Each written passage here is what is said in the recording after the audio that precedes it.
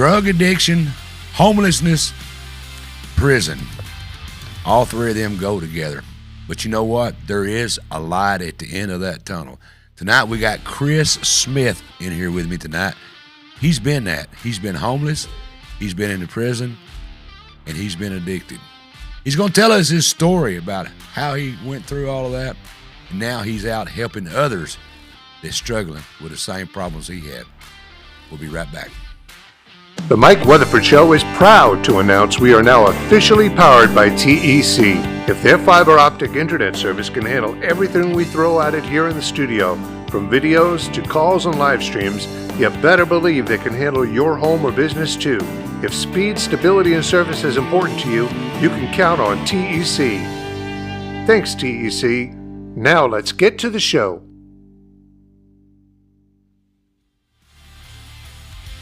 Hey, I'm Bobby Kill, and you're watching the Mike Weatherford Show. Recorded live in the studios of Brewery Street Mafia. This is a Red Dog Bread production.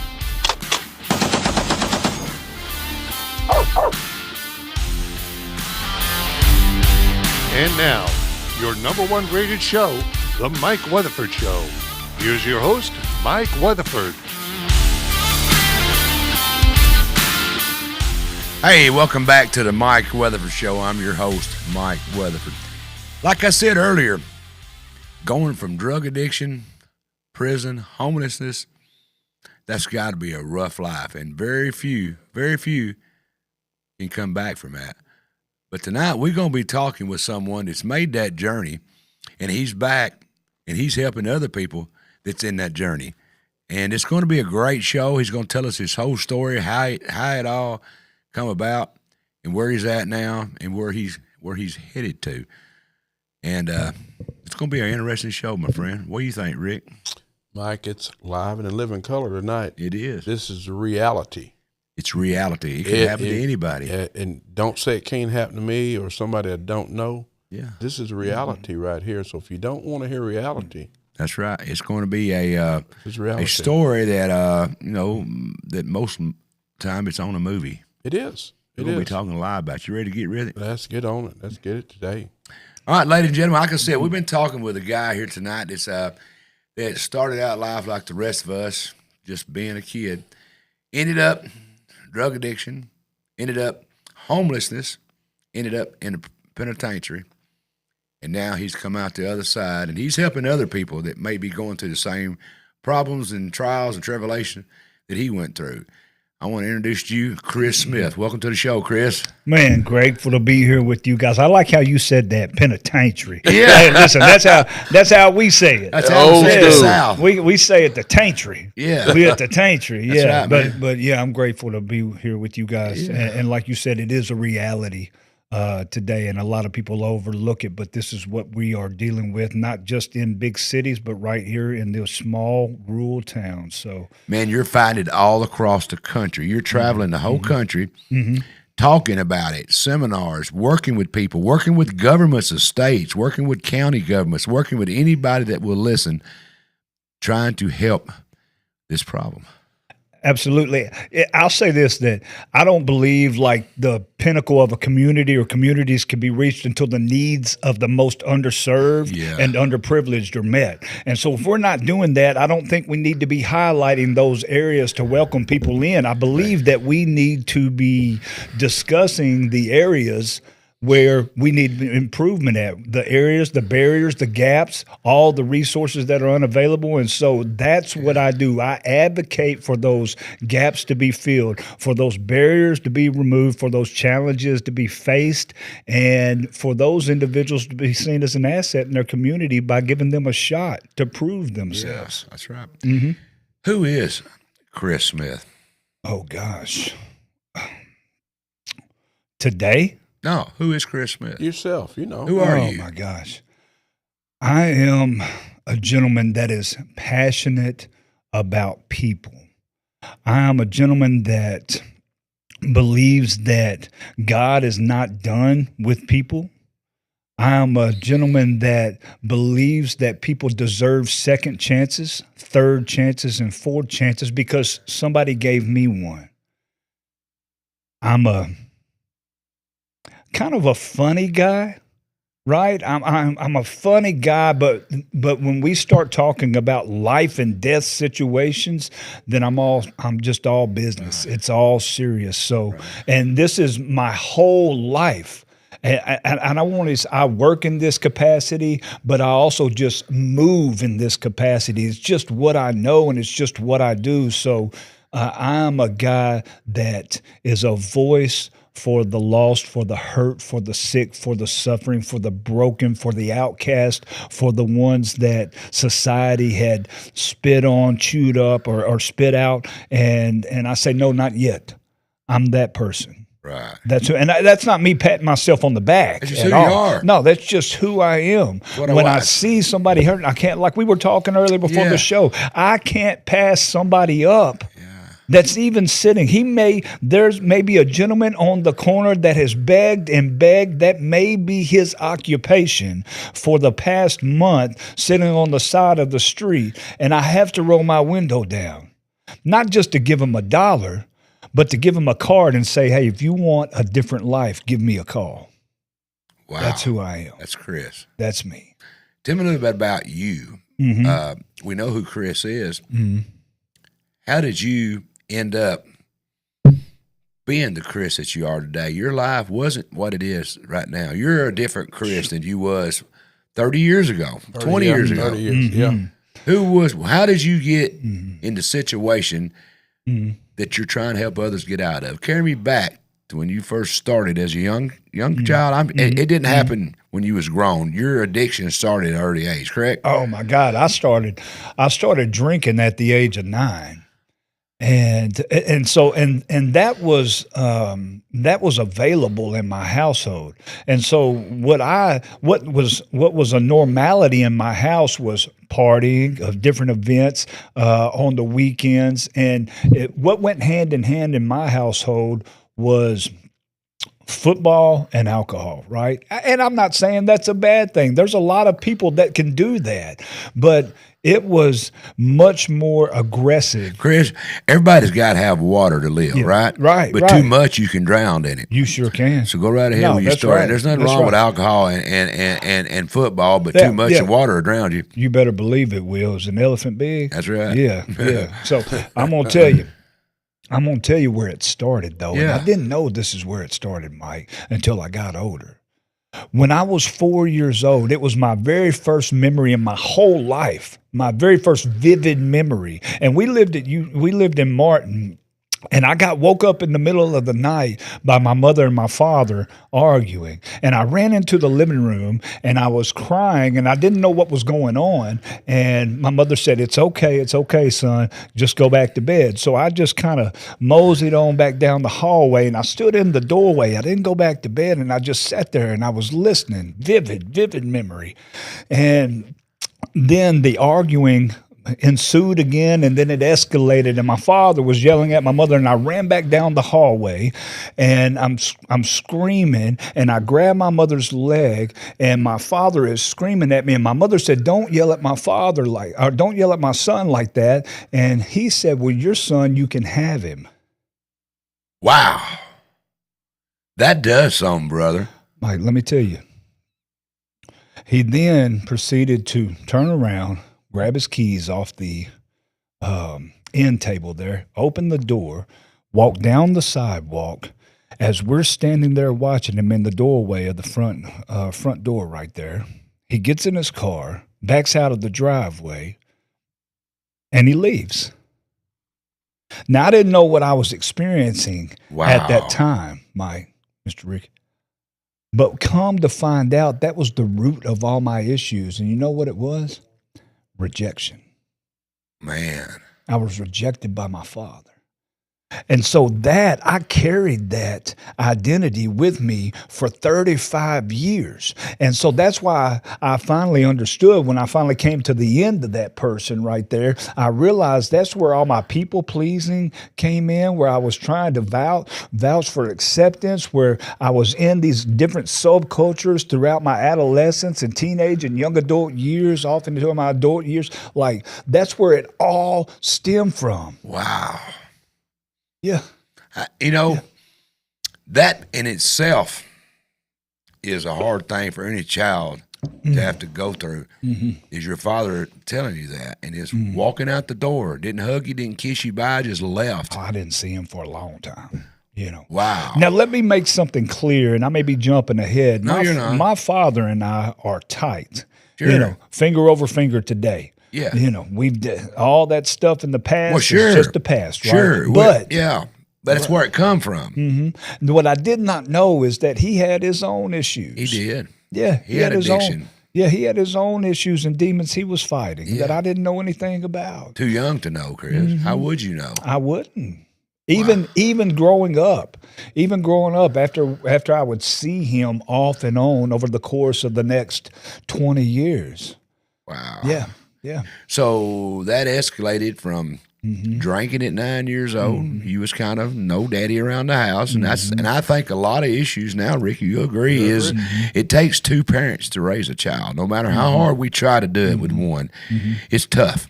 Yep. It's tough for the father to raise a child, or it's just tough for the mother to raise a child. It takes two. God intended it to be that way. That's right. And when you take that apart, it's hard. Then you went from alcohol at 9 years old. Where'd it go from there? Cocaine at 11. Now, I had a stepfather. Now, I got a lot of good things from my stepfather. I did. I got my love of music from him. I got my love of sports, in particular Tennessee Vols. I got it tattooed on my arm here. Loyalty. Yeah. I bleed orange. Right. There's a lot of things. He came to some of my ball games and all that stuff. But I was a troubled child, and he didn't know how to deal with it. And plus, I was exposed to his drinking, which later he drank too. He drank. The only way I could describe it is viciously. He drank a fish. viciously. Like a fish. Man, Right. yeah. And You here's didn't what. know he was a drunk till you seen him sober. Oh my gosh! Yeah, I've been I there. didn't know. Yeah. And look, I love him to this day because he Sure. was such a good guy. Yeah. But inside our household, outside was such a facade, but inside our household was so much chaos, and everything inside of there was Wow. distraught. You Right? didn't have a chance, brother. No. You not know, at all. and that was your life. That's all you thought the world was drinking and fighting and arguing. I don't know how your stepfather and your mother got along, but I'm sure there was issues of him drinking there too. There was. And in your house, it was just like you said, Rick. It was chaos. Oh, it was chaos. My stepfather's friend I'm 11 years old. He's the one that introduced me to cocaine. Wow. Yeah. And I won't ever forget it. Mind you, like I said, the first drink I had was at 9, and I would always watch. And remember, I just want acceptance from somewhere. got you. I don't care where it comes from. I just want it. I need somebody to approve of me. And I used to watch my stepfather every day when he got off. He would go and make him a mixed drink. Canadian Mist with Dr. Pepper, 2 cubes of ice. And I would watch him mix those drinks every single day. And he would drink one after the other. And so one day I just decided I'm going to make one. I'm going to make one of them for him. Just to get his love. And so that's what I did. And I remember him getting off, pulling in the driveway, walking up the sidewalk to the door opening, and me standing there with that drink in my hand. He looks at it, then he looks at me. He takes a drink of it, and says, "Perfect." I got my acceptance. Wow. From then on, I started making them drinks for him. And then I got a little curious. What am I making? And here's when I knew, even at that young age, right? Because I kept drinking them, and then the bottle was getting a little low, so I had the bright idea to put the water back into the bottle. And one day I'm sitting in my bedroom and I'm playing a little Atari. I know them kids out here ain't watching; they don't know nothing about Atari. But I'm in there playing Atari, and I hear my stepdad scream my name from the other end of the house. Come here. Yeah. And when I get there, he's holding that bottle. And he said, "What you been doing?" And he tore my rear end up. Let me tell you something, though. He didn't beat because I've been drinking. He beat my tail because I've been drinking his stuff. Wow. That's when I knew. Yeah. Yeah. Wow. I was hoping you was going to say he tried to get you off of it. He was just mad because you drank his. Stuff. Wow. Yeah. So, Chris, you had there was no exit ramp for you, brother. No. You coming from a father that kind of just said, if you want him, you can have him. I'm leaving. To a stepfather that drank, and you started mixing drinks for him just to get his approval. I get you, brother. I feel you. You know, you just, somebody say you done a good job. Somebody say, hey, I like you, or just anything. You was just searching for that fitting in, that love. You just looking for it, brother. That's what you was doing. I was always right on the outside. Yeah. Whether it was friend groups, whether it was family, whether it was sports, I was always right there. Was you right there, or was it in your mind? No. Let's say it was a little bit of both. Right, you understand what I'm saying? Let's say, maybe you was more accepted than you realized, but you didn't know because, you know, all what you had been through. You know, I've been a stepfather. I never had a step parent. I can't relate to that. Rick, I don't think you did. You ever have a step parent? I did, but I have been a stepfather, and it's tough, especially when you're going through what you did. Yeah. So you carried that drinking and a little bit of cocaine, and it just got away, didn't it? Oh my gosh, yeah. So 3 years later, you know, I'm a freshman in high school, and after that freshman year, I find myself in trouble, and I drop out of school. And then I get sent off. I get sent off for getting in trouble, and from there, that's a good rabbit hole you just opened. There was an opportunity to help Chris when you were sent off. Yes. You didn't get no help there. Oh, absolutely. No, we got so it was a huge deal, and I was hanging out with college. Here I am, 14, almost 15, and I'm hanging out with college students and older people. And just learning your craft, man. Oh man, look, and so we get popped in the. I didn't know I was part of this huge drug sting. Right. You know, and we get popped in the middle of the town, Henry County and Carroll County, a collective collaborative effort, if you will. And I was on acid at the time when we got popped, and I remember sitting in the parking lot with my hands cuffed behind my back, and I felt like, and maybe I'm tripping off all this LSD, but it felt like the whole community was sitting here staring at me. And all I could think in my head was, it's over. They know. No more hiding. Yeah. And nobody from that point on, like I was like a leper. Don't hang around him. Yeah. The parents didn't want me around their kids. Yeah. The kids' friends didn't want me around their friends. And and from there on, and I made a decision. I won't ever forget it. I made a decision that day that if I'm going to be seen as the bad guy, I'm going to be a bad guy. Then I'm going to be the bad guy. The only friends you had was the friends like you. That was it. That's it, man. Yeah. So you had no exit ramp. No. From 4 years old, Ken, your exit ramps was one I just seen when you got sent off. That should have been an area to help you, but it wasn't. I was looking for somebody, anybody, to take me under their wing, a mentor, just father anybody. Figure, anybody. Just pick you up and go carry you hunting, fishing. Just cuss me out for doing wrong. Whatever. Yeah. Like anything. Please, something. But I was just discarded and disregarded. You know, I felt at 14, 15 years old, I felt ostracized. Yeah, man. Man. And I carried that. And I wore it. I wore that for up till I was 39 years old. Wow. So you got into some hard drugs. Yeah. That cocaine was good at 11 too. Yeah, I can imagine. Yeah. But I mean, you went on. Oh, I did. Yeah, You graduated from cocaine. We graduated. Yeah. It didn't. I was introduced at 18 years old to methamphetamines and opiates together, and I thought I found the love of my life, Crystal. I thought I'd call her Crystal. Love. We were almost married. You know, for 20 years. But chasing that rabbit, wasn't you? that's exactly what I was doing. Yeah. And I won't ever forget the first time that I had ever tried it, because here's what it did for me, and I recognized it immediately. It done two things. It done two things. You got it. It done two things simultaneously for me. It numbed the pain. Yeah. And it gave me pleasure. That's what you was looking for. And that's what I was needing. Yeah, you was looking for. Yeah, that's exactly what I was looking for. So you, by then, had you, how old was you at that age when meth? 18. I was 18. So you did you have a job? No, I'd only worked 3 jobs. Wow.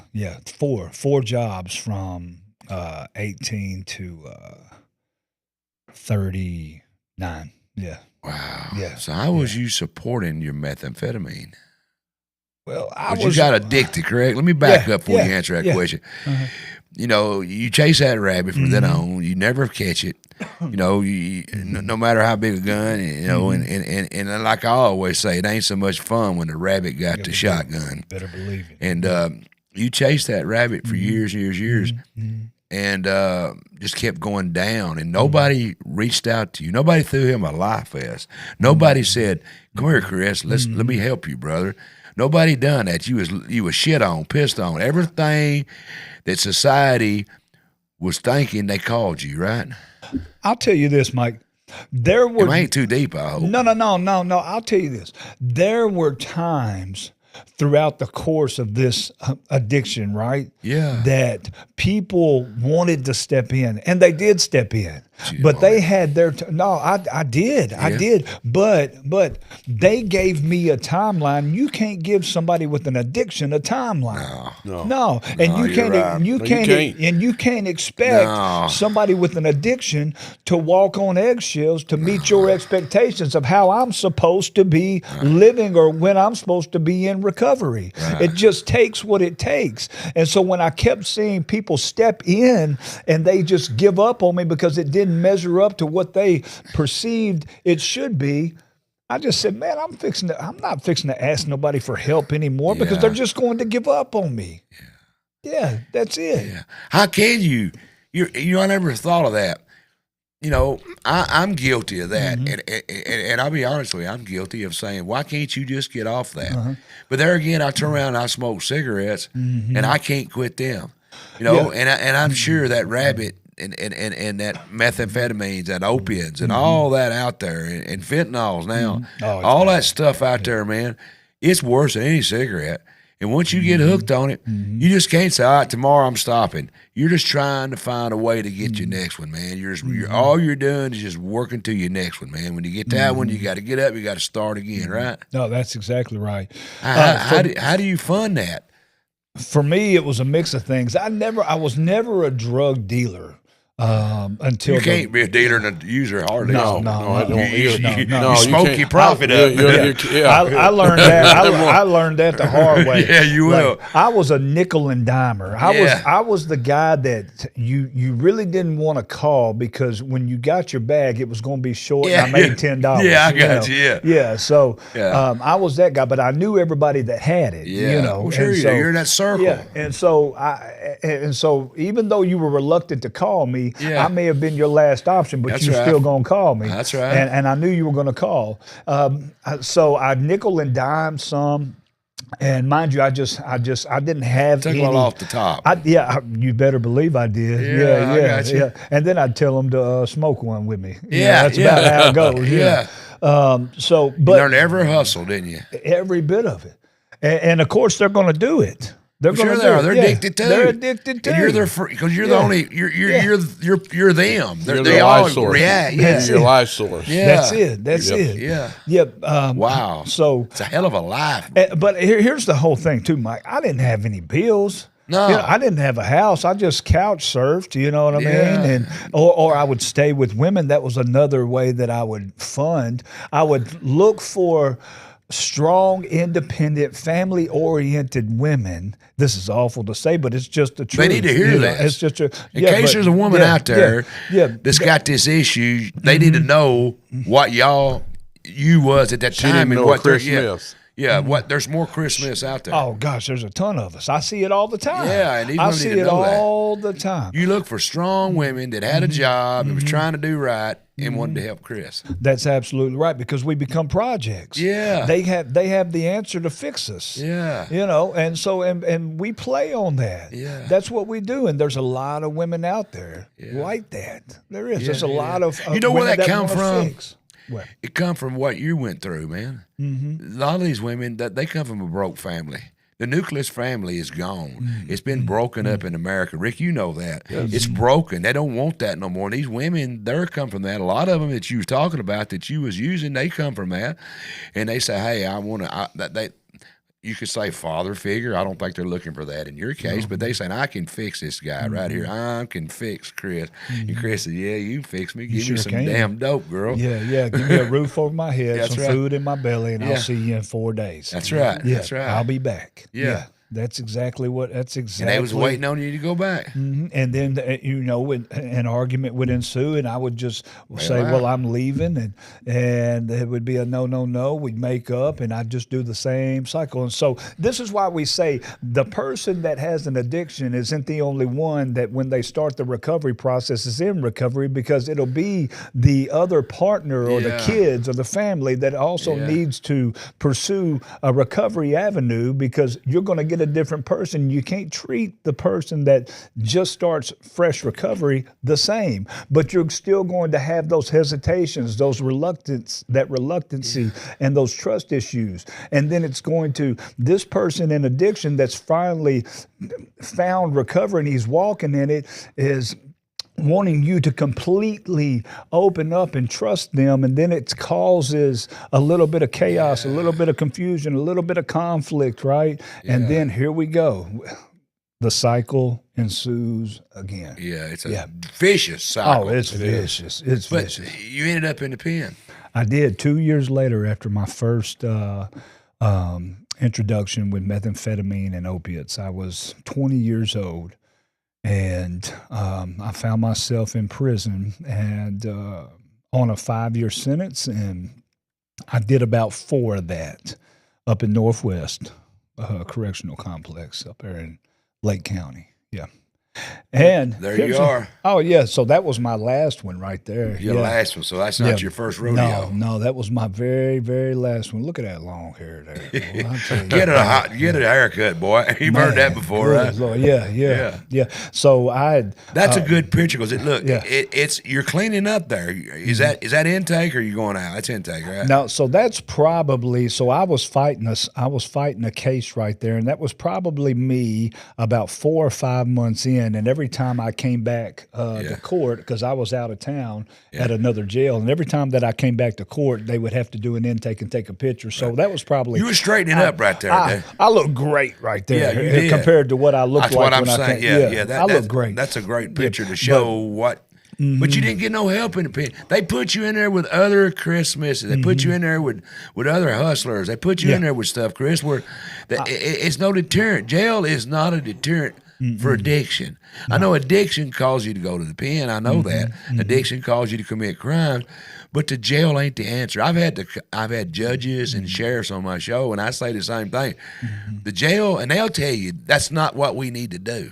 We don't need to be there. The demons are there. Yeah, that's where they are. You learn a lot in prison. Oh my gosh, yeah. You learn new dope. I met a lot of I met some good folk in there. You will. I did. I met some good folk in there, but predominantly it was just a way to up your game, if you will. Yeah. So you spent 4 years in the pen. First time. You got out. Right back into the cycle. I mean, literally. You couldn't eat the day of. Literally right back in. Is that reasoning that you went right back in, Chris? Is it because there's no alternatives? Nobody give you a chance? There's nobody out there to say, come over here? What makes you you was fairly clean, because I'm sure there's some drugs in the pen, but you was what you was when you went in, right? You was a little better. I was. But yes. what made you, bam? So when we talk about having recovery-oriented systems of care, right? Yeah. And what that means is, so when, and this month is Second Chance Month, right? So when you get ready to reenter society, yep, April is Second Chance Month. That's right. And when you get ready to reenter society, there should be some type of streamlined process for you to be able to navigate to effectively reenter back into the community. You don't need a pair of pants and shirt for $20. That's not what you need. No. I need a job. I need housing, affordable housing, or I need a recovery house, a halfway house, a sober living facility. And I need a job set up for me. And some discipline. And I need accountability. It's the better word. Than I need accountability. Accountability is better. Yeah, I wish I would have had accountability like we were talking about. I wish I would have had somebody in my rear end when I was a younger kid. Yeah. Maybe this is the way that things were supposed to evolve and all that stuff. Good Lord, worshipers, you found Jesus. I did, yeah. That's what changed you. Yeah. All the rehabs, and I'm going to preach a minute, and I don't know if you agree, all the rehabs, all your friends, all the prison, all the form schools, everywhere you went, but it took Jesus. That's exactly what it took. Let me tell you, Mike, I had been arrested 41 times. I had been in every county jail around this area and a couple out of state.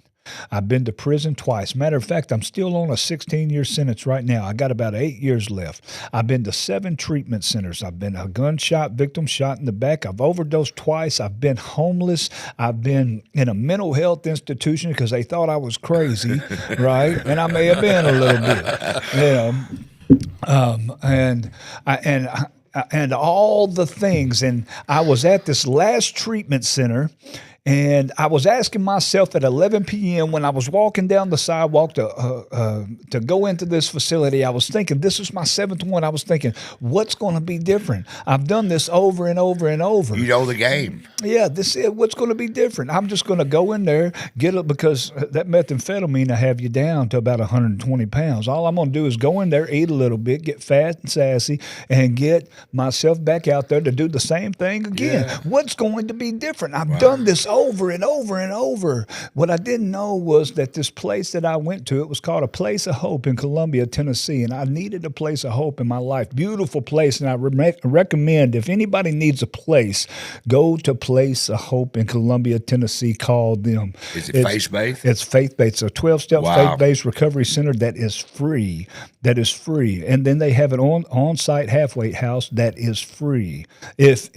But I suggest giving them money for staying there. I mean, that's what I did. But anyways, I understand. What I didn't know was that they had a 2-week tent revival there every year, okay? And it's that tent revival. Make a long story short, and I was still going through the motions, right? And I was a journaler, and I would sit back, and I would sit in the back of this tent, and I would just write. I like to write.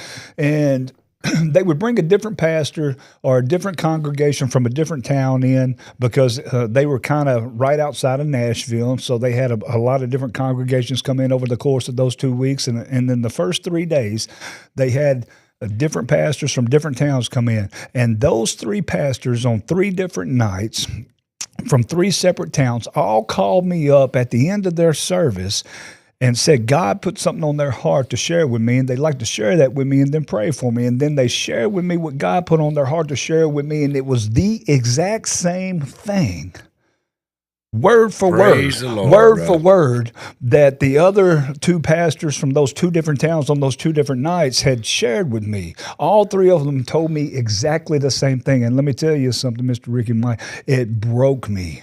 Yeah. Nothing had ever broke me before. And that last night, when they called me up those first 2 nights, I would just walk up there and they'd share with me. But that last night, I didn't bring my journal. I just sat there and I watched that pastor all night long. I watched him all night long. And when our eyes met, I knew right then he was going to call me. And the only thing I was thinking in my head was, please don't call me. Please. But then when he called me up, he pointed at me. I didn't walk down there, guys. I ran down there. Wow. And when I ran Lord. down there, I said, I know what you're about to tell me. He says, you do? I said, I sure do. You're about to tell me that God's put something on your heart to share with me. You want to share that with me and pray for me. He said, that's exactly right, son. You mind if I do that? And I said, please, through tears from weeping and snot. And when he shared that with me, praise the Lord, and prayed for me, I went outside and I finally understood I had been broken. I hit my knees and I submitted my life to Christ. Give it to me, man. And so when I got up, I had nothing, guys. I had nothing. When I walked into that room, when I walked into that rehab, I had my whole life in a Walmart bag. I had nothing else outside of that. I had my whole life in it.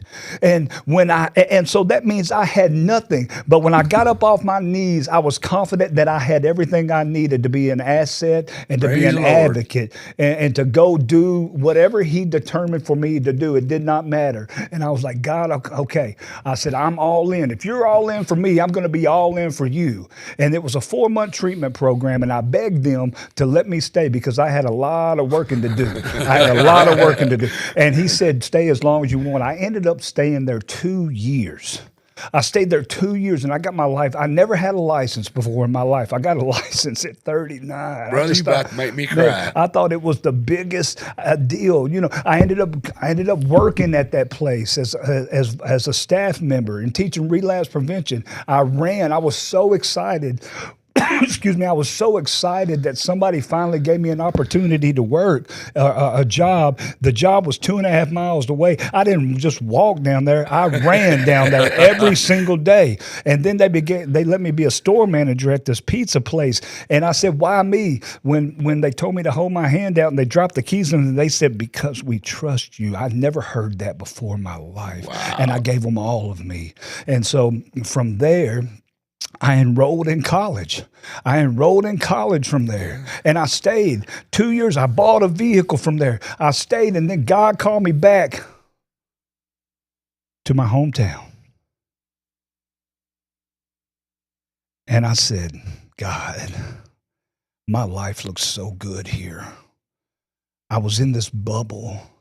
And it felt good because I was living life, something that I had never experienced in my whole life. And I felt joy and I felt peace and I have everything that I needed right there. You know, and I was like, God, I've been obedient to you. I've served you. I've served others. I've listened and obeyed everything that you have whispered or commanded of me. I said, but not this. I'm not going back there. I said, that place hates me, and I hate that place. I said, that's where all my hurt, my pain, my anger is. And he responded with, exactly. Before we can move any further, you got to face this. And it was the biggest thing that I'd ran from my whole life. That was the monster. That was the Goliath. Yeah. That was the Goliath of my life. Give it to me, brother. And so for a whole month, guys, I'm telling you, for a whole month, I rejected that. I rejected that calling, and I was so uneasy and conflicted in my spirit that it was constant turmoil. I couldn't walk through the day without feeling it, knowing I was being disobedient. And I don't know if you've ever wrestled with God, but you lose, okay? You lose. You're not winning. No, he's undefeated. I'm just going to tell you. Yeah, exactly. He's undefeated. I know he whooped me, but after a month, I finally submitted. And I was like, all right. So I remember leaving on a Saturday morning. I'd been there 2 years. I remember leaving on a Saturday morning at about 5 o'clock. I pulled into my hometown of Huntington, Tennessee around 7:30, and I drove up there to the sidewalk around that courthouse right there. I pulled my car over on the sidewalk, and I stood right there on the court square, at the corner of the court square right there, and I threw my hands up in the air, and I was like, all right, God, I'm here. I'm here. What do you want me to do? What is it? And his response was, the exact same thing that you've been doing. Don't change up. I'm not going to change up on you. Don't you change up on me. And so I started getting involved in my community. I started servicing. I was looking for places to volunteer. I looked for places to share my story, churches, schools, other organizations, and I ended up going back to the jail and asking if I could do jail ministry. They let me do jail ministry there, and then it expanded, and I started doing colleges and universities, and people were hearing me talk, and then I took this, and I was working at this gym, Hometown Health Clinic. Shout out Rick Bailey. Rick Bailey gave me a shot, and I told him my whole story. He was a brand new gym in Huntington, Tennessee, and I went in there and I told him my whole story, and we sat there for 40 minutes, and he was new to the town as well, and he was a former military guy, a veteran, and he could sympathize and or empathize with me, and he said, no big deal, that's your past. You want a job? I said, absolutely. He gave me a shot, and that's what we want. We want a shot because, and I'm getting off course a little bit, but there is an untapped resource in this criminal justice system. If you just give us a shot, we want to prove our worth. We know what our worth is by ourselves, right? But we want to prove our worth back into our community. You won't find a more service-minded, hard-working individual that has been touched by the system, that just wants a chance. And if you give him a chance, he's going to make a lot of money for you. But you're giving him a chance to make another life for him or her. And that's all we want. That's what Second Chance Month is. That's what it is, giving us a chance. So anyways, so it kind of exploded from there, and I took a position with the Tennessee Department of Mental Health and Substance Abuse Services after a few years of working in the town and volunteering and speaking and all that, and I became a lifeliner. And what they paid me to help people, and I was like, "Oh my gosh, is this real?" Yeah. And so, with that lifeline position, over the course of 3 years, I was instrumental in starting an instrumental part in starting an addiction network that still stands today, that spans 3 states. I started 3 reentry programs, 7 support groups, and started speaking in prisons and other civic organizations, and then after 3 years, the judge, which is a 24 Judicial District judge over here, or not Judge Griffey, but Judge Bradbury. He used to be my defense attorney on that last picture that we showed up where I got 16 years. He's a great guy. Yeah. Oh, he's phenomenal. I know him well. Great guy. Good friend of mine. Oh, my God. I love him, man. Bruce and him both are great people. I went to school with Bruce. Yeah, phenomenal. Bradbury is a great guy, got a great family. Yes. Phenomenal guy. Well, he represented me on my court case. Matter of fact, he beat the court case for me. The state appealed it, know. Yeah, but excuse me, but fine, brother. But he heard about my transformation and he couldn't believe it, and he wanted to meet me, and when he seen me, he was like, "Man, if you can do it, anybody can do it. Let's start a recovery court in this judicial district." I said, "Absolutely." So, anyways, it ensued, and after a while, he got everything set up and everything, and asked me to be the director of the recovery court while up here in the north, which I would cover Henry County, Benton County, and Carroll County. So I became the director of the recovery court. We got it implemented and sustained, and then the state came calling again, where I became a faith-based coordinator for Tennessee Department of Mental Health and Substance Abuse Services. You're living proof. Yeah. Yes. Yeah. You're living proof that at one time, the same people you're helping were the same people that put you in jail. That's right. Now they're coming to you. Is Jesus not great? Man, let me tell you, when I got back into my community, the same officers that arrested me were the same ones that introduced me to the Drug Prevention Coalition that said, "Man, we believe in you." I mean, they were pushing and encouraging. I needed people to cheerlead me. There's nothing wrong with that. I need people to clap me up. Let me ask you a question. Yeah. Your old friends, the ones that you run with, the ones that you got high with, the ones that you done your dope with, they still think you're going to fail. Oh man, let me tell you something. When I got back, I ran into them too, and they were upset that every time they wanted to hang out, I told them I'd catch up with them. I'd say, "I'll catch up with you." You know, and then I'd see them 3 or 4 days later. They'd be like, Chris, we're going to be over here. And I'm like, no, I'm good. I'll catch up with you. Yeah. And then, you know, the last straw, they asked me to go somewhere with them. And I was like, no, I'll catch up with you. And they were like, man, you're acting like you brand new. I said, I am brand new. I said, I'll catch up with you. I'll catch up with you. And Have finally, you helped them? when I did, I have helped them. Right. So when I finally caught up with them, you know where I caught up with them at? It was in jail. And It was in jail when I was doing knew. jail ministry. And I told him, I said, I told you I'd catch up with you. You know. Yeah, the hard way. Yeah, look, But, you know, I got to walk out. Yeah. You know, I just knocked on the door. How hard is that stigma that you had to go through? You know, you move fast. You move fast from that, man, I'm going to be a thug to who you are today. That was a fast process. A lot of people it has to be 60, 70 before they get what you've got in 40s. Them people that you went back on and you was seeing and you was, you know, they was your friends and well, you didn't have friends. You had dope buddies. Let's call it what they are. They was dope friends, okay?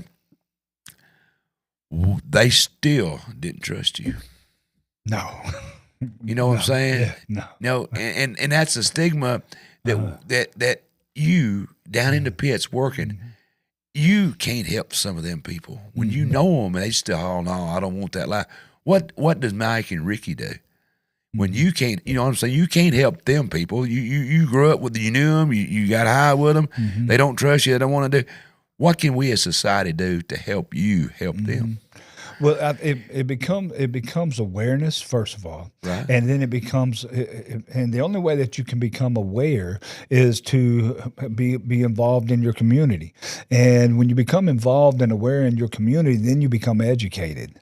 You have to, education is vital, but education without action is just knowing something and not applying That's it, right? exactly And so, right. and most people know, but at the same time, everybody has their timeline of when somebody should be fixed.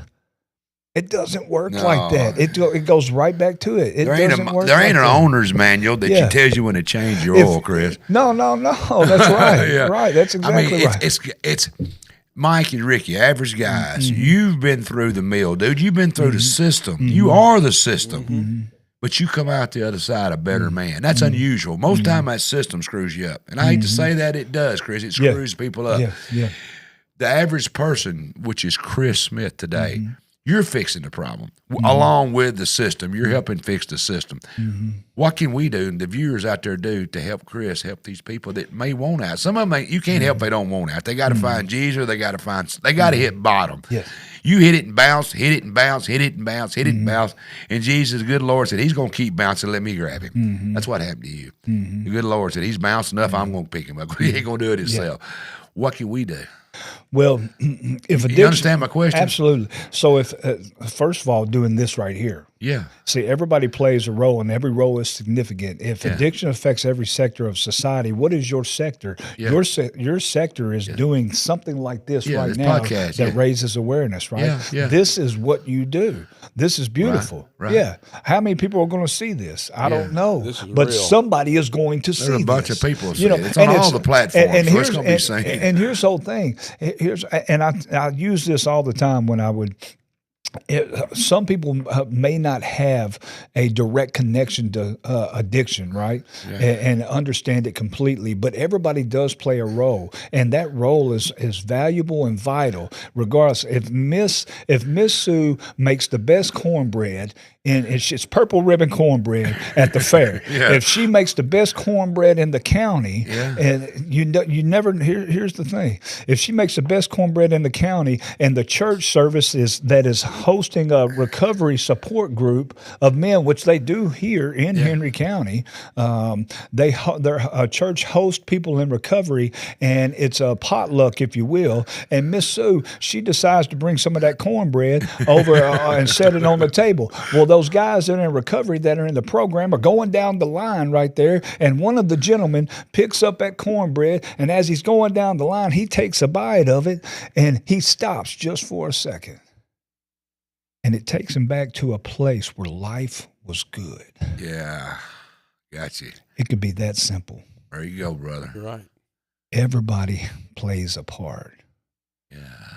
And here's the thing. If it affects every sector of society, then every sector of society needs to come together. And the way that you That's can right. do that initially starting is by getting with your drug prevention coalition. Dara Crawford, Henry County Drug Prevention Coalition. Shout out Dara. I love you. She does a lot of work here in this community, Right.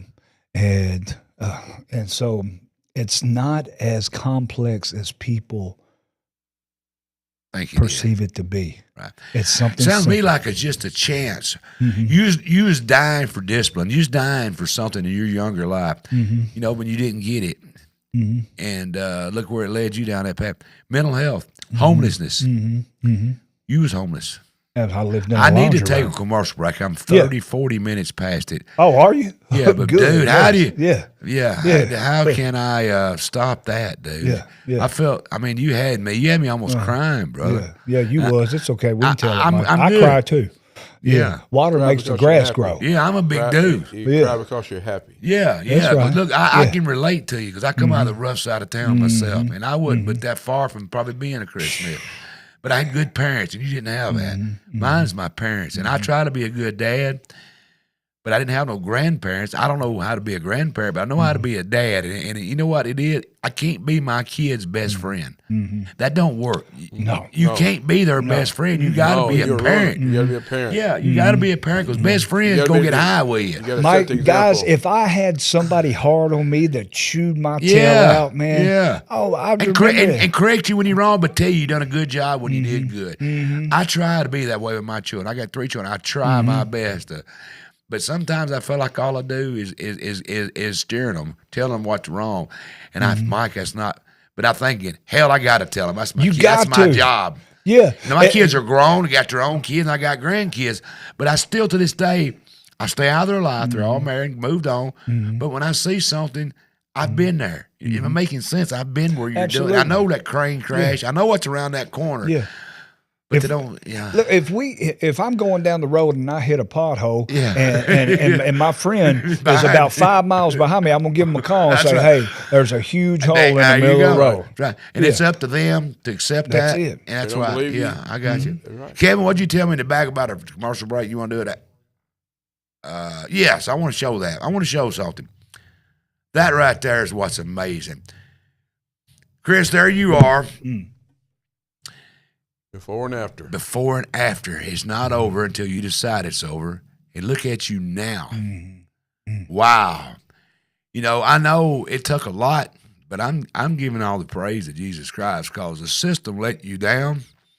They did what it's designed to do. It's punishment and deterrent, but it's not there to do what needs to be done. And the Jesus Christ, look at the difference in the guys right there. Crazy, Man, Yeah. would you have ever thought? Look back.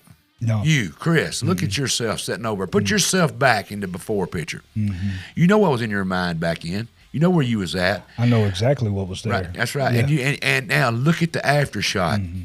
Did that Chris on the left? Did he ever think that was where he'd be? Absolutely not. When I got that 16-year sentence, Yeah. this is a scary place to be. Yeah. I was sitting on my cell bunk and I just said, you know what? Maybe this is all life has to offer, and I just accepted the consequences. And so I just accepted that this was all life had, and so this was the cards that were dealt to But me. And this is how I was gonna look play at them. you on the right, talking, doing what you do, brother. You're doing. You know, you're more than rowing the boat, dude. You're rowing it. You're doing God's work. You're doing God's work. You're rowing the boat. You're steering the boat, and you're helping where the help needs to be. Because you know what? If I was want to find somebody to protect my equipment from getting hacked up here, I'd hire me an ex-hacker. Oh, absolutely. I'm gonna take a commercial break because I got to pay the bills, brother. better. You know about that. Yeah. Don't go nowhere. No, can I Yeah, pay? I'll let you go pee. That's Boy, all. that's good. There's a lot more to cover here, folks. I know it's good. going to be over an hour. Y'all go pee too, like Chris said. Yeah, please do. Hey, we're going to take a commercial break. We'll get right back. We're going to do some more talking with Chris, and who knows, man? He'll hit you. If you feel what he's saying in your heart, like I feel, it's going to hit you hard. Hey, we'll be right back, folks.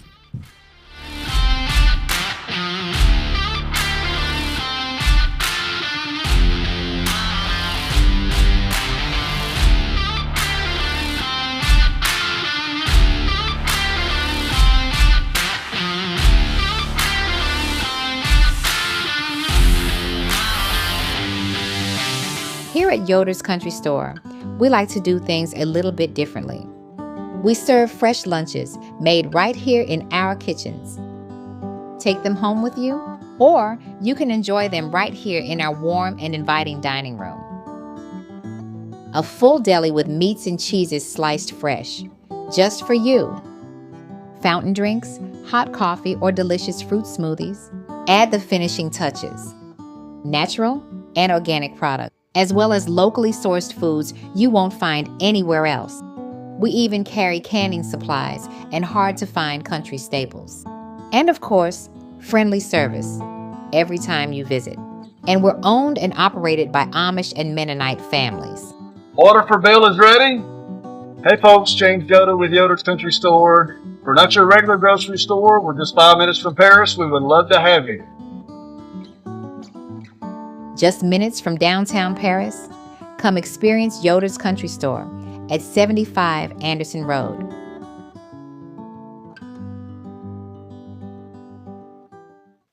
There's something special about jewelry that's been cared for properly.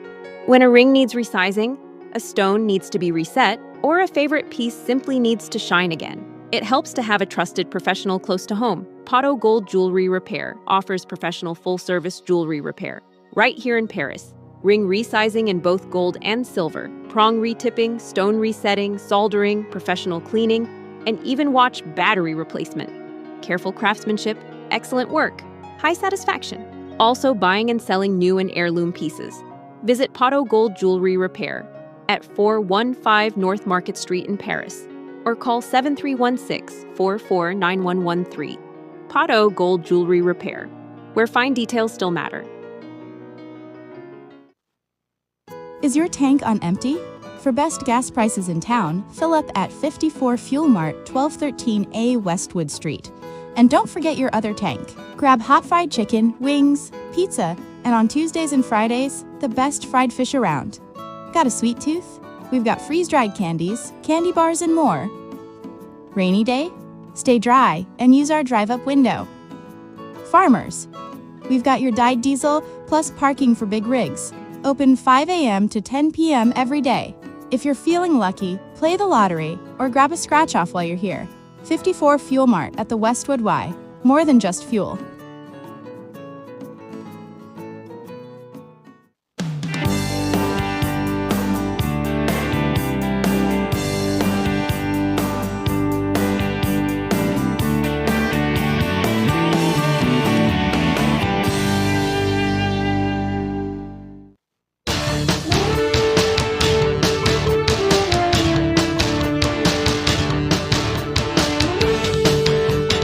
Hey everyone, this is Jeremy Buckaloo reminding you to tune in to Sportscast with Jeremy Buckaloo live every Sunday night at 7:30 here from the Brewer Street Mafia Studios.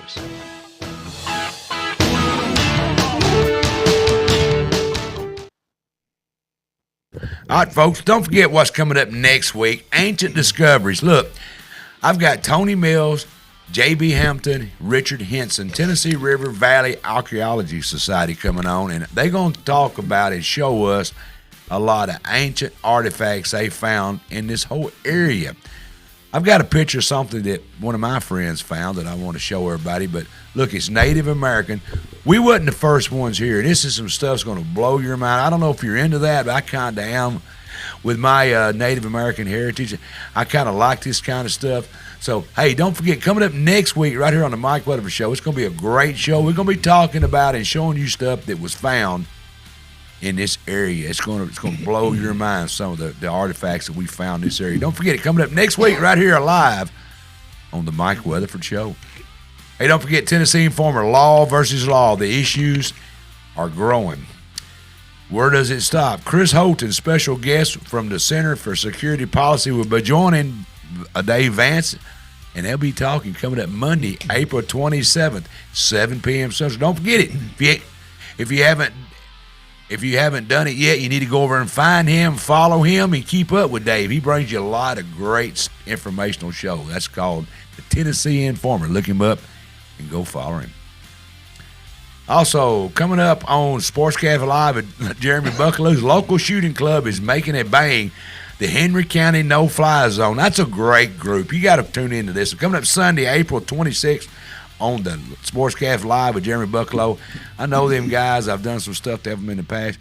You need to tune in and watch his show. The Henry County No-Fly Zone is going to blow your mind. How these great organizations. Shooting program going on right here locally in Henry County. It's coming up Sunday, April 26th, 7:30 p.m. Tune in. Hey, don't forget, Per Your Day. I need to get my buddy Chris involved in this. Per Your Day, High Noon Tug of War, Battle of the Badges is coming up. Paris Police Department is taking on the Henry County Sheriff Department at 12 noon. Remember this, Police Department got the trophy last year. Can Henry County Sheriff's Department win it back this year? We're going to find out. It's coming up Per Your Day, May the 9th. And if you haven't done it yet, get you a team. There's other teams. I'm going to tell Chris he can hear me. There's other teams from these gyms around here that's putting teams together, coming out there to be a tug of war. If you are belong to any organization and you think what you got is tough, bring it to the tug of war, and I'll sign you up, and I'll put you against some other teams. It's going to be a great day coming up at the Per Your Day, May the 9th. Don't forget, High Noon, Battle of the Badges. It's going to be fun. Hey, don't forget, Pedal Advantage is coming up. It's going to be serving 9 counties for 40 years. Place your 20-word classified to run for 4 weeks for $10. And when you go find yours, guess what? You can find every episode of the Mike Weatherford Show, Tennessee Informer, and Sportscast Live with Jeremy Bucklow right inside the front cover. Hey, go find yours today. Don't forget, we're growing. You can find us. We're simulcasting live on Facebook. We're live on YouTube.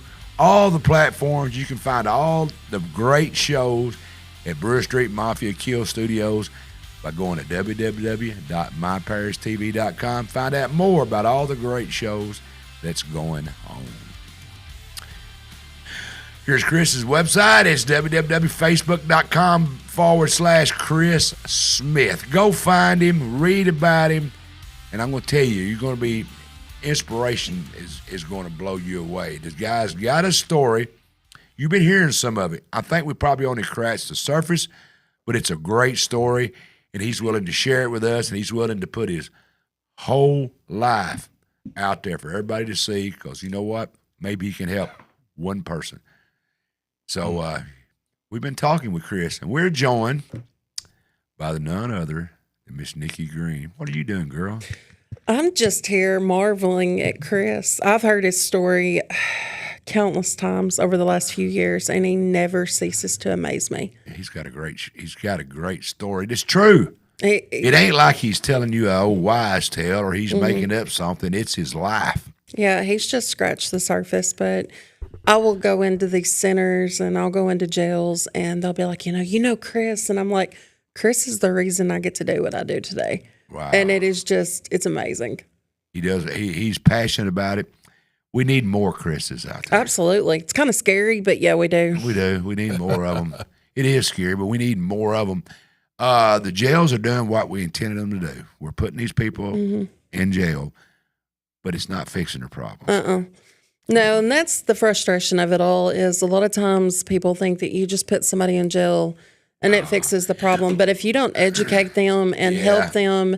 Well, you put them in there, especially in the penitentiaries, you put them in there with other criminals, and criminals, real knows real.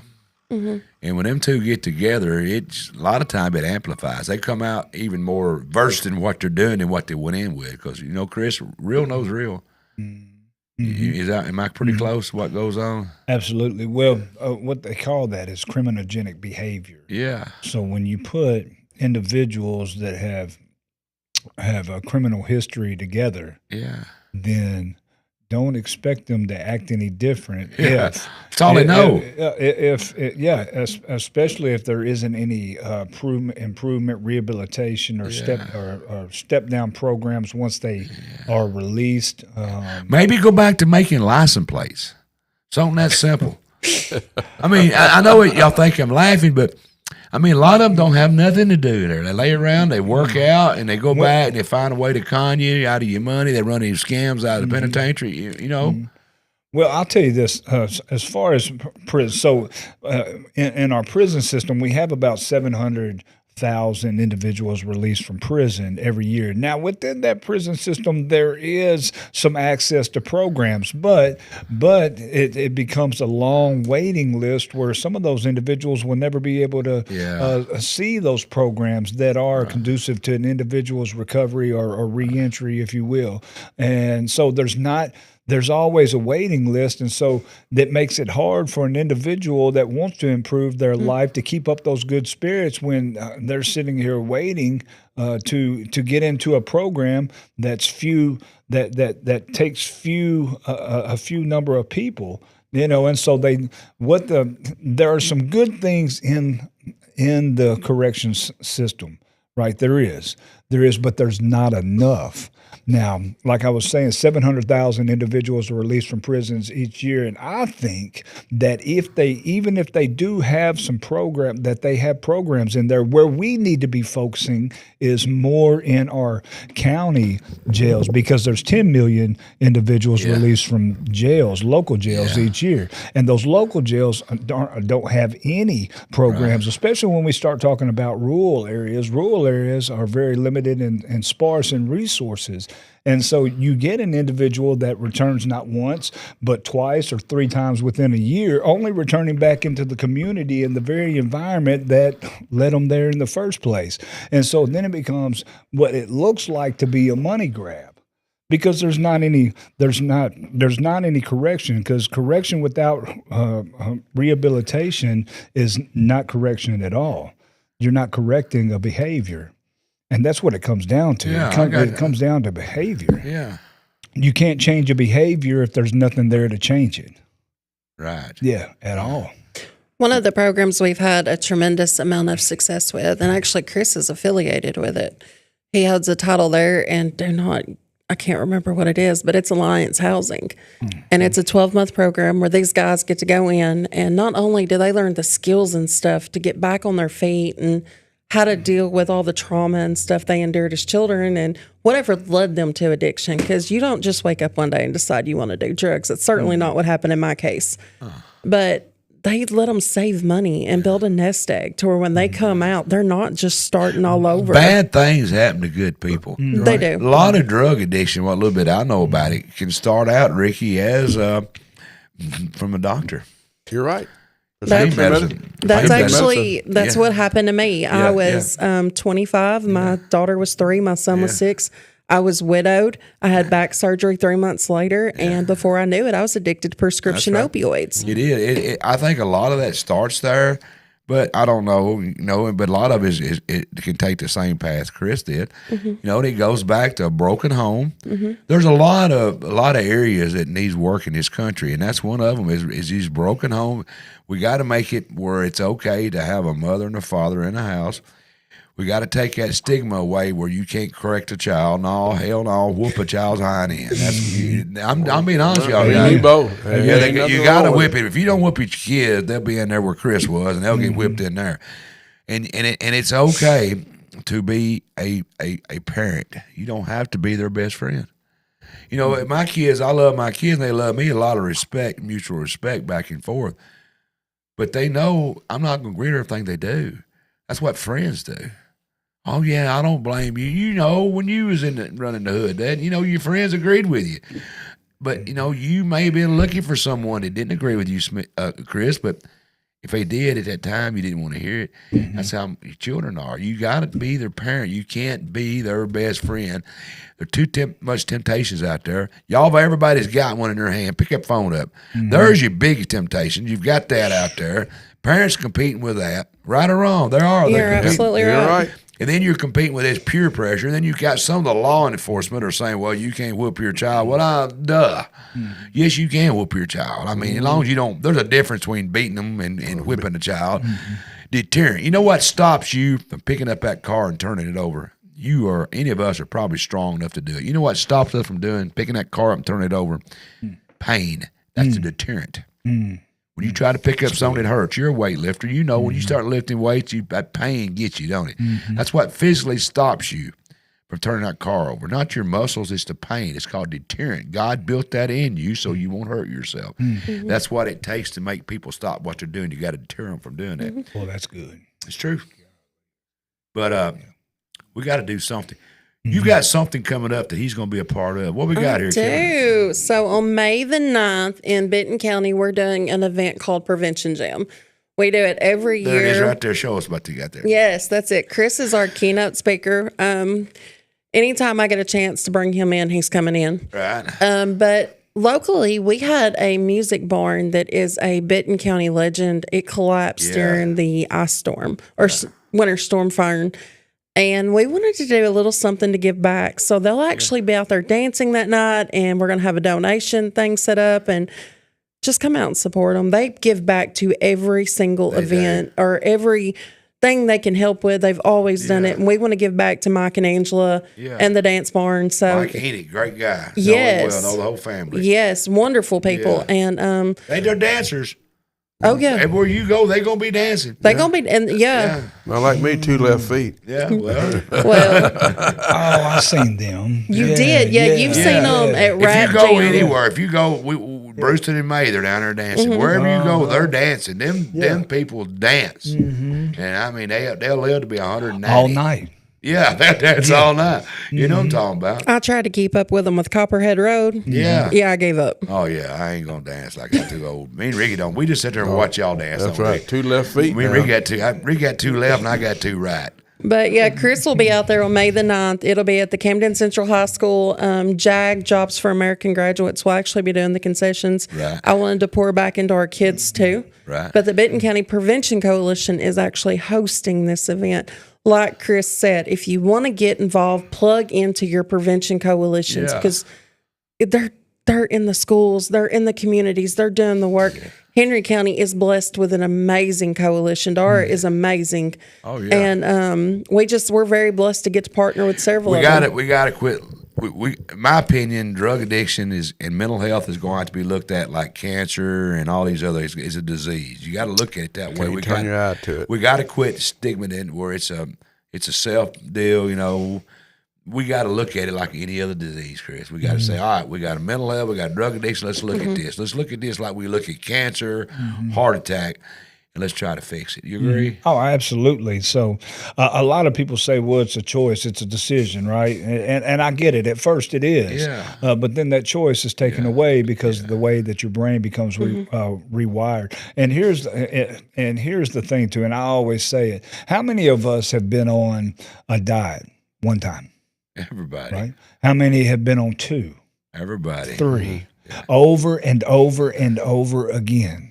Right? Yeah. Over and over again. Why? Because we don't have any discipline. Yeah. We don't have any discipline, and when we smell something or when that thing that we want, we think of it satiates us, or we salivate over it, and then when we eat it, it's just a temporary fix, and we need another one, and we need it, and that is what drug addiction is, just on a higher level. But yet and still, we're still unhealthy and out of shape. Those are your decisions and your choices, right? That's right. Same thing. It's the same thing. Yeah. It's just the severity level is a little bit different, but it's still in the same box. My producer was talking earlier about a completely different subject, and we was talking about drug dealing. And I said, well, hell, there's a demand for it.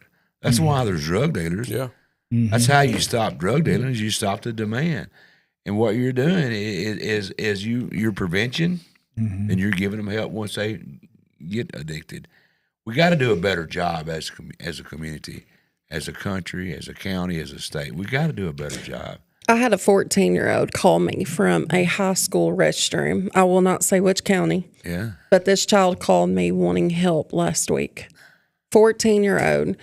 This child had got a hold of a pack of Skittles that was laced. And this child knew that they were laced, but they got addicted to them. Like they started craving them. They couldn't put them down. This child is getting help. This child is drugs. Yeah, but what was in them? Fentanyl. It was laced. Wow. Yeah, 14. Yeah. Everything we're seeing right now is got fentanyl in them, and it's horrible. But that's what we're combating right now, and that's why education, like what Chris does on this national level, and you doing this show tonight is so important. Yeah. We cannot stress enough. Get involved in your community. It is impacting your kids. Yeah. We're losing people. You are. we're losing them. A lot of times these drugs, their mental is gone. Once they get, we call it burnout. Once you're a dope head, you can't get a lot of that back. You know what I'm saying? Some of them just burn out. Burnt your cells Burn up. out, man. I think I'm still a little burnt out. What is Alliance Housing? Explain to me what that is. Hey, first of all, I got a text from my wife. I'm going to shout out my wife real quick. She said, Miss "I'm Tanya." She said, "I'm watching the show, and all I can think about is your ring not being on your finger. I am married. Shout out Tanya Smith. I love you. Okay, all right. I'm going to tell you. She is amazing, by the way. We love Miss Tanya. Oh, listen, real quick, before I get to Alliance Housing, the first time that I was in prison, her and I were friends. We were best friends for 20 years. And when I flattened my sentence, she was the one that came pick me up, talked her daddy into giving me a place to stay. When I was homeless, living in that laundry room, we were friends. She'd come by and bring me food, take me places to get high. Tell me how it's like. In your life, I hate to butt in, please. No, forgive you're me. good. Please But do. you're sitting there living in a laundry room, and you're okay with that. No, I wasn't okay with it. You had to be because you didn't. That ain't what Jesus You got you out of that line. You Yeah, try to better yourself. you didn't try to better. Was you just realizing that's where I'm going to be as long as I'm getting my dope? No, it was a combination of things. I just didn't have any motivation. I didn't have just this. A matter of fact, I caught a charge on purpose to go to jail because it was all that I knew. Yeah, No, that was it. right. I just again, You done something to catch a charge so you can go to jail and go back to familiarity. That's it. It was. Dude, that is an issue. Hey, let me tell you something, Mike. When this happens, and a lot of people that are watching this show, possibly that have experienced, that have been in the system, in and out of the system, or just stuck in the system. I would do this almost all the time. I would get arrested, and take the ride to the jail, whatever jail it was, get through the Sally Port. Then they would book me in. Once they booked me in, I would get all my stuff, my mats, my hide, like all that stuff. And then they would take me to my room. I would set my bunk up, and then I would sit on the edge of that bunk. And then I would take a deep breath. Just, I'm home. It's over. Yeah, I'm home. Yeah. That's it. And a lot of people that have been in my position can relate to that. We don't have to look over our shoulder. We don't have to worry about fried chicken and Kool-Aid, didn't Man, we're good to go. Yeah. We're good to go. Because I know what to expect there. Yeah. Here's that place, those places. Never thought of that, The man. rehabs, the jails, the prisons, they all had something that I could never formulate myself, and it was structure. Yeah. I knew what to expect. I didn't know what to expect out here. Yeah. Everything's just, God. And the world would come at me at 100 miles per hour. Yeah. And I'm overwhelmed. I got to do all these things outside of meeting with my probation officer, seeing if I don't have a license, so I got to find somebody that's going to give me a ride. I feel like I'm a burden to them, and there's no transportation. You got to call so many days ahead. Oh, it's just a burden just to live. It's everything. Yeah. Wow. I got to have a job. I got to find a job that works with my hours and the times that I got to meet my probation officer. I got fines and fees. I got child support. I got all these things, and I've never. And you're saying here, take this. This is what's going on in life right now. Take all of this and manage it when I have no clue how to. Never had to do it. And so I just want to run back to the place that I really don't want to go, but I know what to expect there. That's what it is. That's sad. Very That is sad. It's come to that in life, man. Very sad. But I say good things happen. I mean, bad things happen to good people sometimes. And here's the thing. And so at Alliance Housing, we have about 70 men there that have those same experiences. And so what we do, we address, first of all, and our place is a long-term faith-based vocational rehabilitation facility for justice-involved men with substance use issues.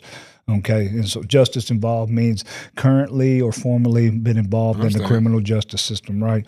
And so all those guys have those similarities or same experiences or situations as I do. And we wanted to address the barriers for individuals that have been justice involved. Some of the biggest barriers is housing, employment, transportation, all the things that I struggle with. And so that's what we do. We work with second chance employers to find them jobs. We transport them there, and we give them a safe place and to be able to operate within that right there while we do state-approved recovery curriculums so they can start working on their behaviors as well. And it's a 12-month. What's the success rate? The success rate right now is at about 62%. Right. Yeah, which, it's starting to climb. Well, that's good. I mean, it's not 50-50, but it's better.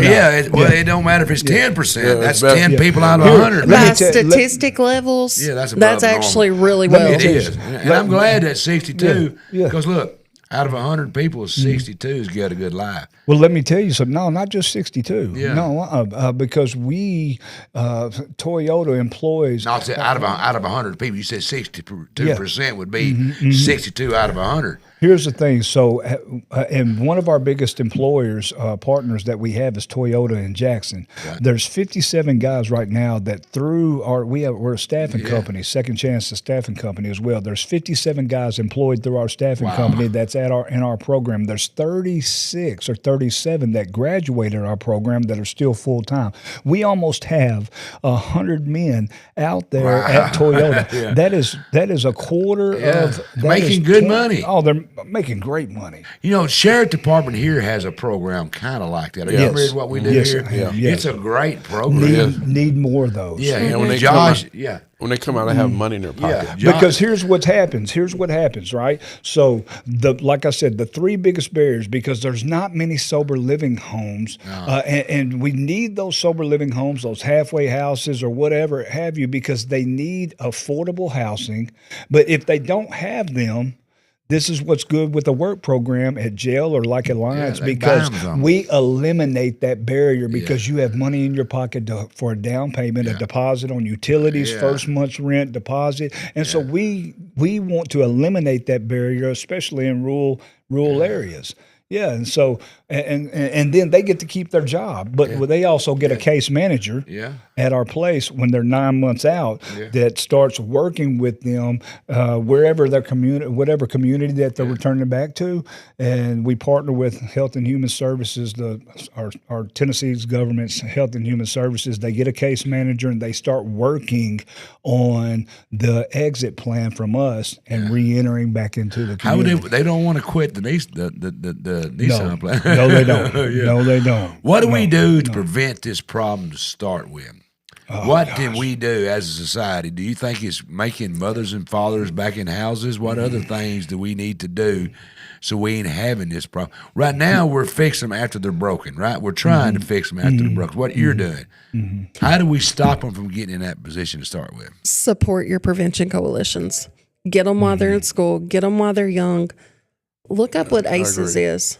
Yeah, Hansel McAdams was a judge here, and he had his mentor program. It's phenomenal. It was pretty good program. I don't know if you remember that back when he was a judge, where he would put these people that maybe their first a small offense, put them with someone what he thought was necessary, and try to show them there's other ways around. You're right. And I did a little bit of that. That was great, but I think we need to work deeper. I think we need to work. It's got to catch them young. You got to catch them young. We got to teach parents. So something that we have started in Stewart County. That's it right there. Yeah, teach parents. It's about the parents. It is. We got to. That's where I was leading. That's our role. Kids look at parents as the role model. Right. We got to go back and teach parents how to be parents. I don't claim to know that. I know the problem, parts of the problem. I don't know the answers, but I know what we're doing now ain't working. What y'all are doing are working. I'm not saying it's not, but I'm saying it's a never-ending supply of drugs, of drug addiction. There's never ending supply of homelessness. It's out there. It's everywhere, and it's never drying up. It's just coming out, pumping them out every day. So I think we got to go back to teach parents how to be parents. Maybe teach them it's okay to be a parent. So Melissa Field, she's the director of the Stewart County Prevention Coalition. Yeah. A few years ago, she got this dream. And one of the beautiful things about my job is it's under the Office of Faith-Based Initiatives through the Tennessee Department of Mental Health and Substance Abuse Services. Yeah. I'm a lifeliner like Chris used to be. Yeah. Melissa got this dream. She wanted to open a women's recovery center. Send the ladies to recovery, like a 30-day program, get them clean, bring them back to Stewart County. She bought the old Sunset Motor Inn, turned it into Lakeview Women's Mission, 30 days after mom gets clean, guess who joins her in rehab? Her children. Wow. We teach them how to be a mom. Yeah. We teach them how to love their children. But they're already in the system. But they have to be unjust and impacted. Yeah. But that is one way. It is. Once they get in the system. Love on the children and break that generational curse. You're right. Generational but I want curses. to get them before they get into the system. I think we need to start with children now. How the ones that's on drugs, work with them. The one that's not on drugs, work with them and teach them how to be parents. Mm-hmm. You said it. Yeah, we got it. It's old school parenting. Once they get into that addiction, once they get into homelessness, once they get into that, that's when y'all come into effect. But I'm talking about it's okay to be a parent. It's okay to tell a kid no. It's okay to say no. Mm-hmm. It's okay to make them work. It's okay to make them mow the yard. It's okay to teach that kid to wash the dishes. It's okay to clean your room up. It's okay to walk to the mailbox and get the mail. You ain't got to have a golf cart. It's okay if you don't like it. That's it. There you go, brother. No, that's right. That's okay exactly if you don't like it. Because guess what? You'll get over it. That's right. It's okay because there is just checks and balances in life, and we're passing that up by thinking it's okay. Let your kid do what they want to. No, it's not. I see them at Walmart. I see them smart kids, smart mouth kid, but I'm the kind of guy I don't put up with that stuff. I do not. I'm surprised I'm not in the pen for whooping the shit out of some of them. Yeah. Excuse my language. No. But I see them at Walmart. Smart mouth, mouthers, you know, and I guess the look that I get when I get angry probably says this guy ain't gonna play with me because I don't like that kind of stuff. My kid will not do that. My kids never would do that. I didn't do it. That we got to teach these children that and these parents, it's okay to make a kid mind. And teach them, send them back to Jesus Christ early. Don't let them be drug addiction. Thank God for that with you, brother. But don't wait till it's too late and let Jesus find them. Show them Jesus before they ever get there. Carry them to church on Sunday morning. That's okay. It's fine. Get up in the morning. Carry them to church. It's okay to be a parent, what I'm getting at. It's fine. And it's okay to say no. It's okay to get that belt off like your daddy did and my daddy did. My dad, when my daddy told you not to do something, and when he raised up and you seen air under his hind end, you just whip. It's over. It's over. One time. That's it. One time. Damn right. And doing all this. Let me tell you again. One, two. What is the counting system? I don't know what the hell that is. What's the counting system? I'm surprised half the kids in the world. That's how many licks you fixing to get. Oh yeah, I think no wonder the kids can't count. All they heard growing up was 1, 2, 3.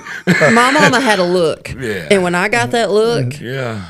Let me tell you, Big John Weatherford, that was my father. Let me tell you how it worked. We'd pull up somewhere. He'd put that car up in park. Wasn't no seat belts, nothing. He'd turn around and look at me and say, if you get in here and act up, I'll whoop your ass in front of God and everybody. You hear me? I said, yes, sir. We got out and went in. And you know what I didn't do? I didn't get in there and act up. But you know what? He meant it. He meant it. Wasn't none of this threatening. He meant it. I went to school one day on my son. Yeah. And in front of the class. I ain't never been back. I didn't have time. Dude, I gotta let you. It's crazy. We gotta prevent it before it gets to where it is, Ricky. You're right. You and I grew up. You've been with Pepsi 52 years. He just told us. It's phenomenal. It is That's phenomenal. And I've been at Mike's Mufflers for 40 years. We're 90 years together. That's right, 90 years together, and we got that from parents. I missed the bullet that was shot. It hit you, put you in the pen. It missed me because I had great parents. I told because I come out of West Paris, the rough I side was of town. scared to go to jail. Yeah. I was scared of my father. I was scared. Yeah. Well, I was scared of both. Man. Yeah. I can remember getting in trouble, small stuff, and Ardell Cole was the judge, and y'all too young to remember Ardell Cole. You remember Ardell Cole? He'd say, little John, I'm going to tell Big John. And I just seen him put me in the damn jail. You didn't tell Big John my daddy. He said, I'm going to tell Big John. The cops would pull me over. I'm going to tell your daddy. See, that's what I told you. The bullet missed me. It went right over and hit you, and it put you in through that system. It missed me. I come out of the hard side of town, but I had good parents. I didn't want my dad on me. I didn't want him. I didn't want to disappoint him. Does that make sense? Absolutely. I didn't want that. I wanted my dad to like me because I always tried to make my dad like me, and he did. He says, "You did a good job, son." But when I didn't do a good job, he didn't lie to me and tell me I did. Come on. He told me the truth. And that made me who I am. The bullet just missed. And when it hits you, I'm not talking about you got shot in the back. I'm talking about that bullet of drug addiction, that life of prison. When it was shot, it missed me barely. People don't know that about me, but I can tell you my history, dude. I'm just blessed by the Lord. Grew up with the wrong people. Most of my friends are dead or in jail. But it missed me because I had parents. That's why I keep going back to saying why I'm not where you are and probably you was because of my parents. That's what we got to teach. That in Jesus Christ. We got to teach that. Well, and I got to let y'all guys go. I've had you too late, look, man. That's real quick. That's that train up a child in the way they should go. When That's they're exactly- old, they that's won't right. depart from That's it. right. Doesn't mean they may not, but they'll remember. That's right. They'll remember That's you. what I said earlier, dude. I knew I didn't take the right path. Yes, Ricky, you did too. I went down a wrong path a lot of times in my life. But I knew there was a right path because it had been taught that. You didn't know there was a right path. You wasn't taught that, brother. You was just knew that one path. You just mangled down. It took Jesus Christ to say, hey, Chris, there's another path up here. See, I had a parent that told me that. I just fought it. You know what I'm saying? I pushed back. I fought it. I wanted to be cool like the rest of them. I wanted to be that thug. But you knew. I knew inside. It was that grinding, eating at me. And I said, if I didn't know that other road existed, I'd have been a Chris. Right there. Yeah. So I feel you, brother, but I knew it. Because somebody had told me, called my mother and my father, had showed me and told me and showed me there's another path. A lot of kids don't have that. That's what we got to get back. We got to get these kids, these parents being parents, to where you don't have a job no more. And you don't have a job no more. Great. You know what I'm saying? And not disrespecting. No, absolutely. That's what, and we're kind of shutting the gate after the cows are out, but we ain't figuring out what the hell got the gate open. And it's parents. I'm going to quit preaching, brother. No, you're right. But, you know, Ricky, this has been one of them shows, man. Great show. It is. I hope we got the message out. We're going to be a lot of people's going to watch it. We're on all the platforms. It's Spotify. It's everywhere. And the Facebook Lives, they do pretty good, but we're everywhere else where I got mine at. But I'm going to tell you, the good Lord takes care of drunks and idiots. And he took care of you because you was both at one time, brother. Yeah. Yes, You're not doing that with love. No, yeah. You got me. Yes, Thank absolutely. God that you're the man you are today that can tell these other people and show them, that, especially the ones that knew you, that there is another way. You don't have to stay in that trap and that rut and that swamp. You know, put your boots on, get up and go. Sure, it's easy to go back and hit that joint or hit that meth pipe. It's easier. Yeah, it's easier. And get back in all the things you know in life, all the comfort around you. But that's just a farce, man. It ain't true. It ain't the life. Here's the whole thing real quick, and I know we got to go. But here's the whole thing, though. At the end of the day, I just needed to see what I was made of. I was sick of losing. That's right. I was. All you wanted was a chance to say, I'm Chris. I literally, this is what I did. Yeah. When I made that decision, like I said, you know what? Come hell or high water, right now we're drawing a line in the sand. I got up. I was in my room. I got up and I went to the bathroom and I looked myself in the mirror and I said, I'm going to fight you today. Yeah. I'm done settling for less. I'm going to fight. I'm going to dig. I'm going to claw my way out. I don't care if anybody else believes me. I know I'm going to be stigmatized. I don't care what they say about me. I'm more concerned about what I say about me. Give it to me, brother. That was it. That's right. And so I fought and I fought and I fought and I fought. And now I fight for others to show that this is possible. This is real. Last year I found myself at the governor's office getting an award for outstanding service to my community and to the state. And now I'm on his advisory council. Don't it feel good? Don't it feel good to see a cop car and wave instead of running? Oh my God! Look, I tell people all the time. I used to run from them. Now I run with them. That's right. It blows my mind. It does, man. It blows my mind. Everybody comes in. You're in the Brewer Street Mafia Studios. You know that. And I'm the Godfather, and he's my sergeant at arms over here. And we always look at these people, and everybody wants to be in the mafia, but I don't let everybody in it. Yeah. You gotta fit the criteria, and you got to be vetted. And I vetted you for over an hour and a half, and I'm going to I think you're already a member. I'm going to make you an official member of the Brewer Street Mafia. Welcome to appreciate that. It tells you on the back. What's it say? Official member. The Brewer Street Mafia member. There you go, brother. Brother, you keep doing what you're doing, man. Don't ever give up. And thank God that Jesus found you And if you can just fix, well, I know you fix thousands of people probably, but if you just fix one person, when I say fix, that's a big, easy word to use. But fix can be all kind of problems that need fixing. If you can fix one person, you did a lot more than 99.9% of the people watching us right now. We all want to help. A lot of us don't know what the hell to do. We've never been in that cycle you're in. We don't know what it's like to be Chris. All we know, we want to help. We want to help. We want to help. No, we don't. We want to talk about helping. You're doing it. Keep doing what you're doing. I thank you. I appreciate it. Keep doing what you're doing because, man, there's nobody else. You know, like I said, real knows real. And you know real. You've been there. You fought it. You fought them demons, dude. And you know them demons. You know the same demons, them guys you're talking with trying to help. They can't look at you, oh, man, you don't understand it. Yeah, I do, brother. I understand all of it. I know, man. I chased that rabbit forever. Yeah. Yeah, you know, I know. I'm looking for that demon, man. And, you know, and you know what they're looking for.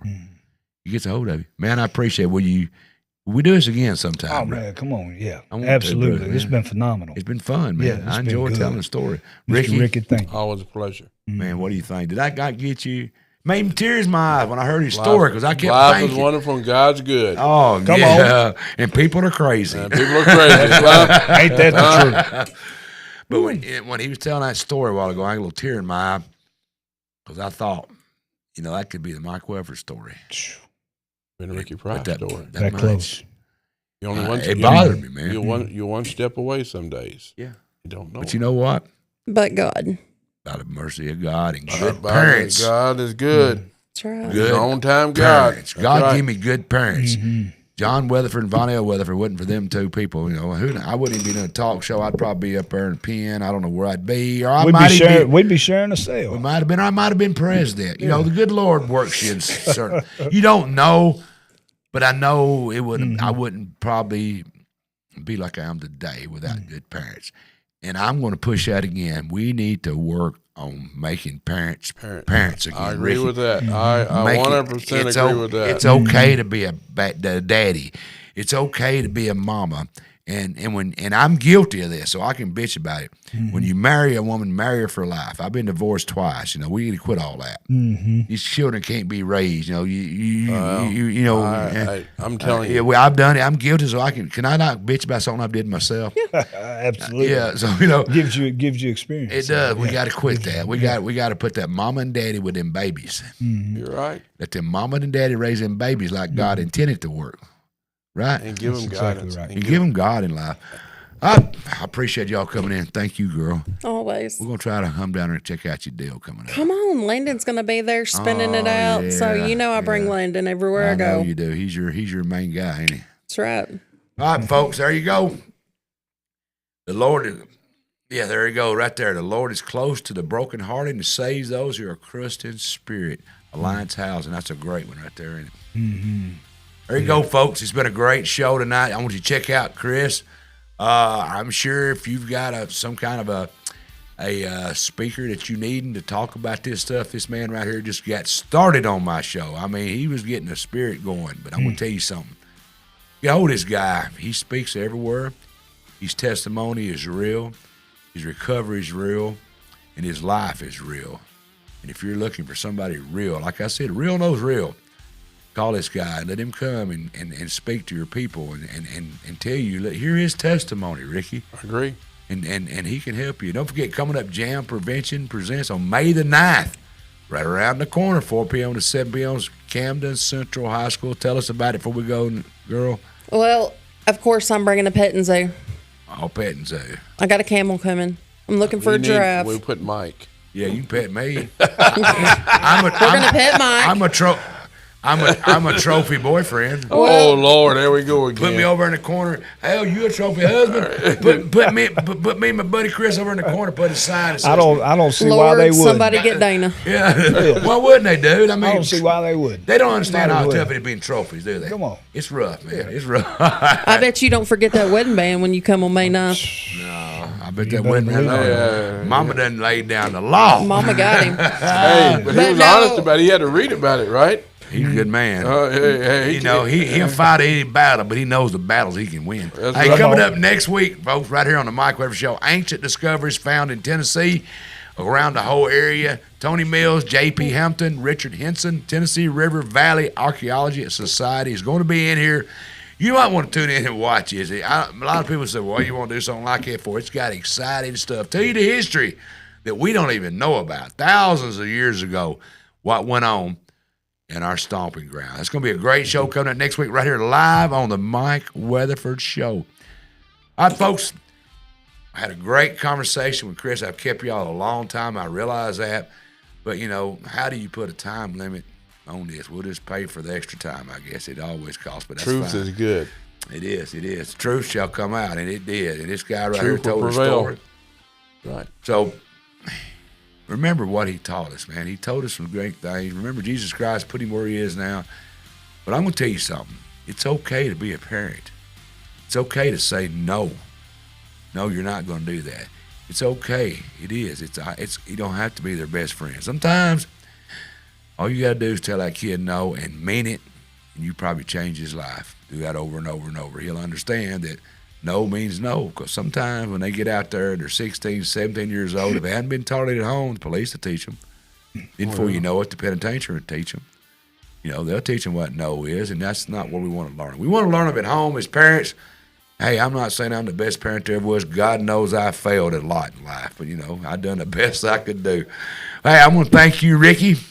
Mike, you don't thank me. It's just great to be here. It is fun, ain't it, man? It's God put God first in your life, and you'll be fine. Exactly. Put 100%. God first. 100%. Put God first in your life, and you'll do fine. You will.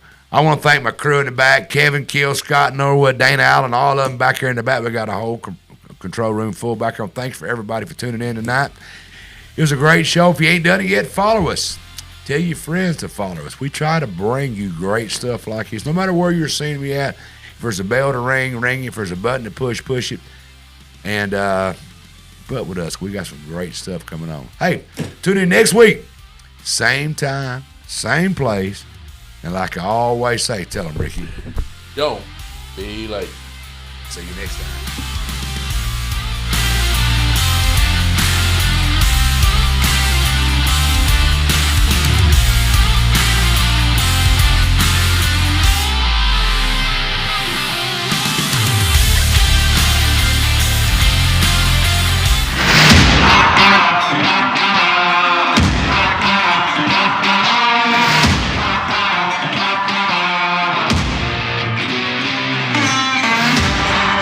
The Mike Weatherford Show is recorded live in the Brewer Street Mafia Studios in downtown Paris.